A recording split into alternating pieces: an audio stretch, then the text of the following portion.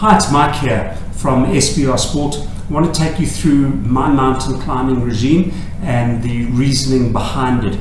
The magic thing about mountain climbers is mountain climbers strengthen hips and they get hips more flexible. The more flexible and the stronger your hips are, the more resistant you're going to be to injuries. And that's why we like mountain climbers so much. So if you're a swimmer, cyclist, runner, and also if you have a desk job where you sit a little bit too much and you're beginning to tighten up on hip flexors, your glute is getting weaker and weaker, this is something that you can incorporate, do 2-3 times a week, and I really believe that it's going to be a benefit for you. So let's just take you through some of the basic steps that I would do as I get mountain climbers doing. Right, so you're going to start off kind of in this position. If your calves are tight, you can throw in a little bit of a calf stretch just by sort of just hanging in there, as it were. From there, what you can do is you can also get your big toe a little bit stronger, or your big toes. So what you're going to do there in order to do that is lift yourself up, but you're lifting yourself up by pushing down on your big toes. The stronger your big toes are, the more stable your foot is. Your foot works on a tripod, little fat pad by your baby toe, your actual big toe and your heel. Obviously the stronger the tripod is, the more firmly you stand on the ground. So that's just the kind of the big toe section. You can do like 10 of those.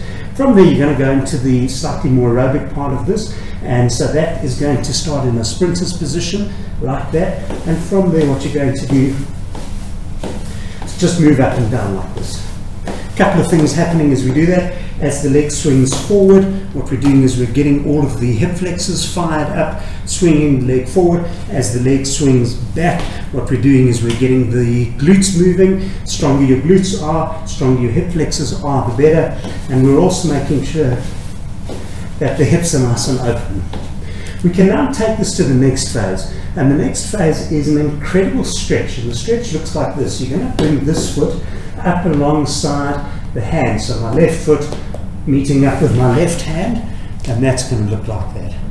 Once you're in that position, you can now begin the stretch, and your stretch is going to start with you dropping this hip into the ground. It's going to be a massive stretch going through the hip flexors, going through the quads, rectus femoris. Also a nice stretch here on the inner thigh. So it's going to look like this. This is what I do. So I do that aerobic section for about 20 seconds to a minute, sometimes 2 minutes, and then move into the stretch. So the stretch, I'm going to do 8 on each side. It's going to go like that.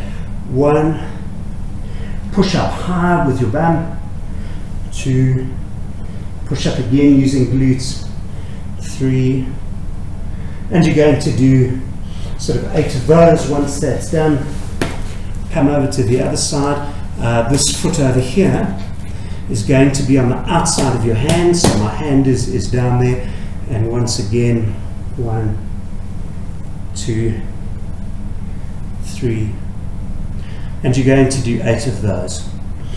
Magic thing as well is, whilst this is all taking place across here, what I've actually got is I've got a dynamic form of planking. So while I'm doing that, I'm kind of working the entire shoulder girdle at the same time. I'm getting my abs nice and strong, opening up hips, strengthening glutes, strengthening calf muscles, working quads, working hamstrings. It's just a wonderful, wonderful exercise to do. I encourage you to throw it in just at least a few times a week. And now that we're getting to the end of this blog, remember to click at the bottom and get to the actual article itself. There's a little bit more that you can read there. Hope this has helped. Mike, SBR Sport, have a wonderful day.